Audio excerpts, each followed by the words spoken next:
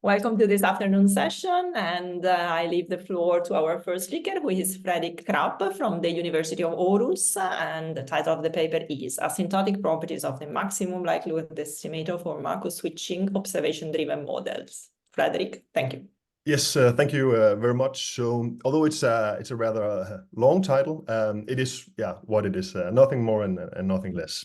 So, the Markov-switching observation or Markov-switching observation-driven models are a generalization of what is known as a hidden Markov model. So, a hidden Markov model is, just like to set the scene, a hidden Markov model is a bivariate stochastic process that consists of ST, which is an unobserved Markov chain that takes value in a finite set 1 to j, and YT is then an observed stochastic process that takes value in some set calligraphic y, such that, and here's the important part, that if we look at the conditional distribution of YT given all past y's, current and all past s's, then this distribution depends only on ST.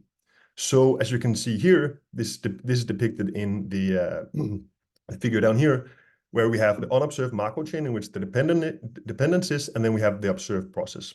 And as you can see, this is nothing but a special case of a state space model in which the unobserved Markov chain takes value in a finite set. So hidden Markov models have been widely applied in the literature in many different areas, such as speech recognition, biology, ecology, meteorology, and many others, as studied by, or as shown in this book by Zucchini and co-authors. And this has also sparked a lot of interest in studying the theoretical properties of the model. So consistency and asymptotic normality of the maximum likelihood estimator are these three papers that are doing that. However, when we have especially economic and financial time series, the hidden Markov model is often insufficient due to the complex dependent structure. So several generalizations of the hidden Markov models have been proposed. One, which I think is the most famous one, is what is known as the Markov-switching autoregressive model, which is a generalization of the hidden Markov model in which the conditional distribution of YT given past y's, current and past s's depend now on ST and the p-lagged values of y.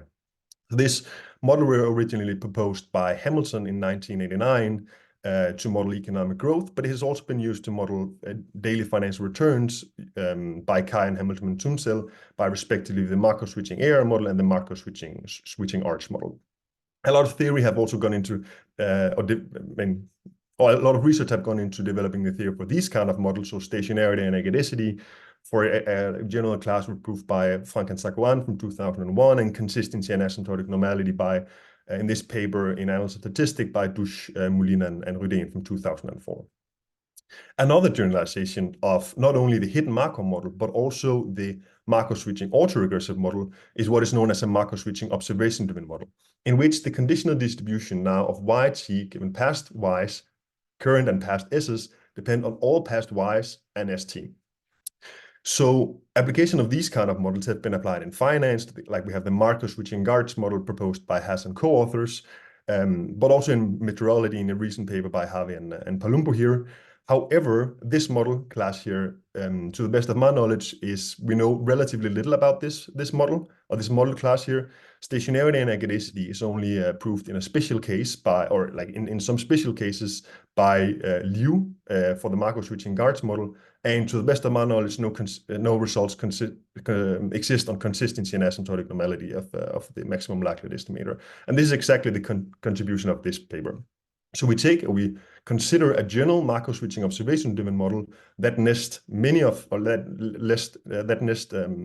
lot of models in the literature. For instance, the Markov-switching guards model would have been widely applied, and develop the theory for this kind of model, or this general model here.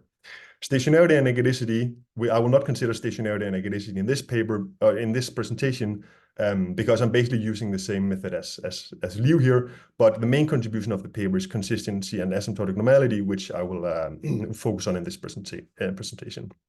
Okay, so to be a bit more formal, so the model can basically fit in one slide. So we have ST, which is an unobserved Markov chain that takes value in a finite set 1 to j with some transition probabilities and a transition probability matrix. And then YT is an observed stochastic process that takes value in some set calligraphic y, which I assume is a subset of the reals. such that if we look at the conditional distribution of yt given past information y and current and past information st, this is characterized by this distribution here, which depend on st, and it's characterized by a time-varying parameter x, which depend on st, and a vector of constant parameters upsilon, which also depend on st, where the time-varying parameters are given by this general recursion here, where xjt plus 1 is a function of yt and xjt. Okay, so it's a rather general setup, as you can see, and if you're not that familiar with time-varying parameter models or like Markov-switching or more generally state space models, I admit that this is a rather like abstract setup and a very general setup. So to get like more intuition in what kind of models fits into this framework here, let's have a look at two examples. So one example of a Markov-switching observation-driven model is this model here, where we have a time-varying mean, which depend on st, and we have a constant variance, which also depend on st, and the time-varying parameters are given by this linear recursion. This model can, under some regularity conditions, be written like this one. So as you can see, this is basically a linear Markov-switching AR infinity model with a particular structure on the coefficients here. So this shows like, okay, we can basically think of this Markov-switching observation-driven model as a Markov-switching autoregressive model of order infinity. Another example is the Markov-switching another example is the Markov-switching Garch model proposed by Haas and co-authors, in which we have a time-varying variance which depend on st, where the time-varying variance is given by this Garch recursion here. And as I said in the introduction, this particular model has been widely applied in the literature, but to the best of my knowledge, there exist no results on consistency and asymptotic normality of the maximum likelihood estimator before this paper here. And note also that the Markov-switching Garch model reduces to the mixture Garch model proposed by the same authors in a different paper if ST is an IID chain. And you can basically impose conditions on the transition probability matrix such that we have an IID chain. So the framework that I consider also nests the mixture Garch model here. Okay, so going on to maximum likelihood estimation, an introduction to that for this model here.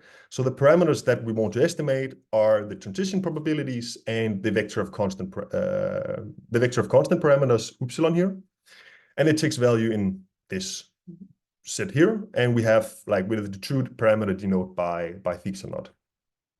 So when we have a state space model, say, so if we have a linear Gaussian state space model, how would one estimate the parameters in such model?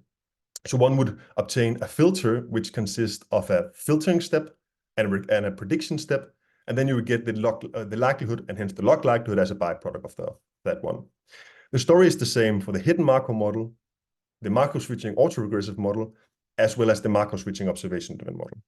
So doing the calculations, which are rather straightforward, we can show that the average log likelihood function is given by these two first equations here. The likelihood function here is then, ft is then a mixture of state-dependent densities with a filter here. So note that, because all our time-varying parameters are characterized by recursion. So the recursion is given by this here, and we also have a recursion for the filtering recursion, which is a prediction step, as we can see here, which is a function of the filter, and a filtering step, which is a function of the prediction. And then, the maximum likelihood estimator can be calculated from by argument that maximizes the log likelihood function, of course. Note here that everywhere there's a hat, and there's a particular reason for this, because we have a recursion for our time-varying parameters, and we have a recursion for the filter, we need to initialize these recursions, right? And when we initialize these recursion, if we initialize it at a distribution, which is not the stationary one, we obtain a non-stationary sequence.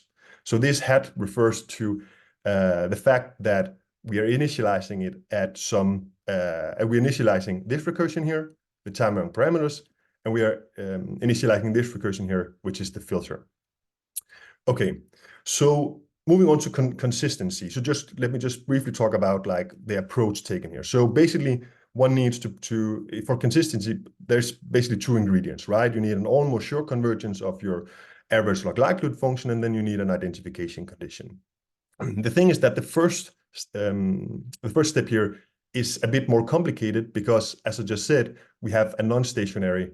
We have a non-stationary sequence here, and we have a non-stationary sequence here.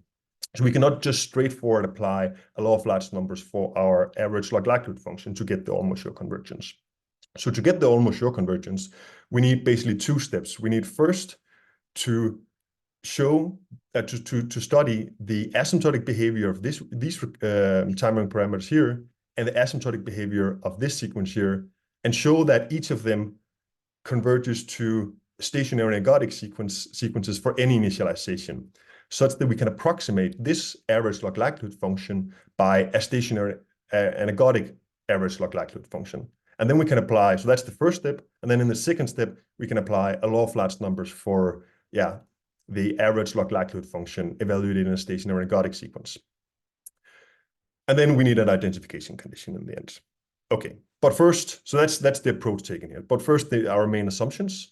So we need like stationarity and ergodicity of YT, which here is like an assumption in quotation mark, because in the paper, I give conditions under which this assumption is true, but as I said, I don't have time to go through it in this paper here, so it's just an assumption here.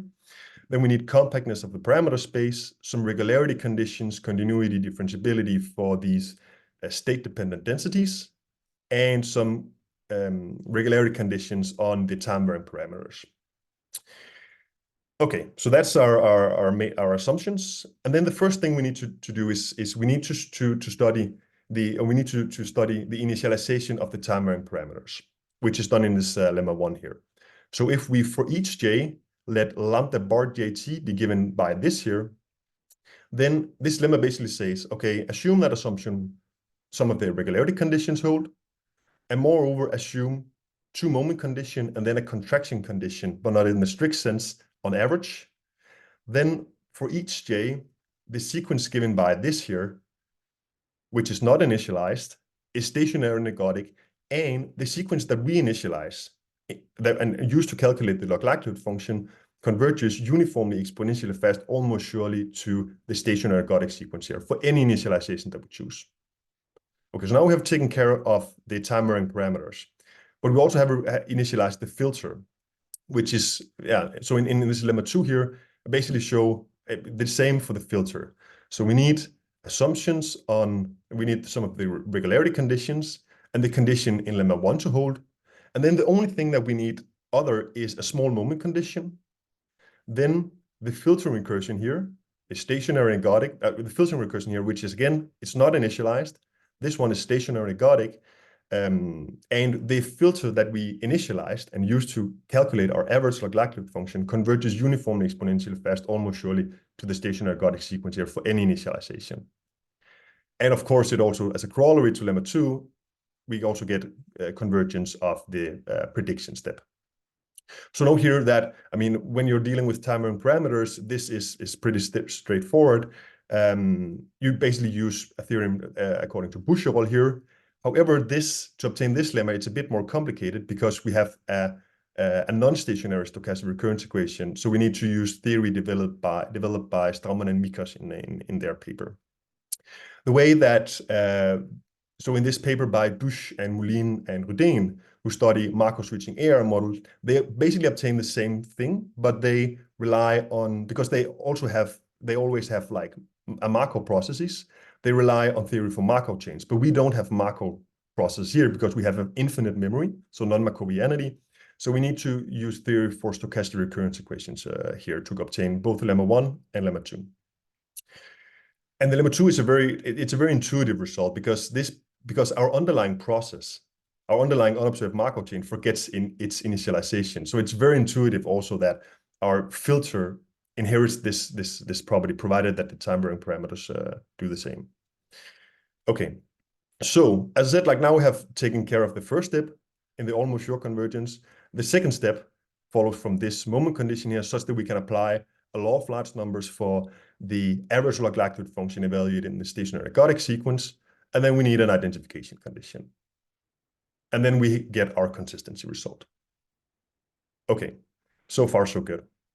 So in the paper, I also prove the asymptotic normality of the maximum likelihood estimator, but it's a bit more complicated and a bit more involved, that consistency of the maximum likelihood estimator. So I'm just going to give you the results and talk a brief about how one obtained this result.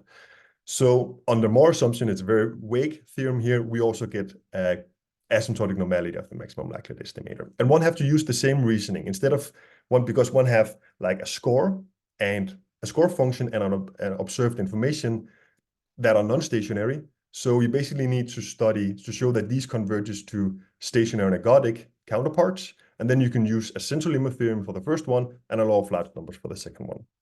Okay, but it's a bit more complicated, but it's in the paper. I don't have time to go through it here. Okay, so let me just wrap things up. So in this paper, I prove stationarity and ergodicity, as well as consistency and asymptotic normality of the maximum likelihood estimator for a so-called Markov-switching observation-driven model, which can be thought of as a Markov-switching autoregressive model of order infinity. So basically going from Markov-switching ARP model to a Markov-switching AR infinity model, or going from a Markov-switching arch model to a Markov-switching arch model. It contains the model that the framework that I study contains the Markov-switching arch model proposed by Haas and co-authors in this paper, and many of its variants, as well as other models in the literature. Special cases, these are explained in the paper, not in the presentation here. And to the best of my knowledge, only a few results exist for stationarity and ergodicity, and no results exist for consistency and asymptotic normality for these models here. So this paper is the first to do exactly that. In the paper, I also perform a small empirical application in which the Markov-switching arch model is compared to the Markov-switching arch and the standard arch model. And in the empirical application, the Markov-switching arch model outperforms both the Markov-switching arch and the standard arch model, showing that it is indeed good to take into account also arch effect when we have Markov-switching in it. When we have Markov-switching. Yes. So I guess that's it. Thank you very much, Frederik. We have time for some questions. Meanwhile, I stop the recording. Should I stop sharing my screen, or maybe if there's some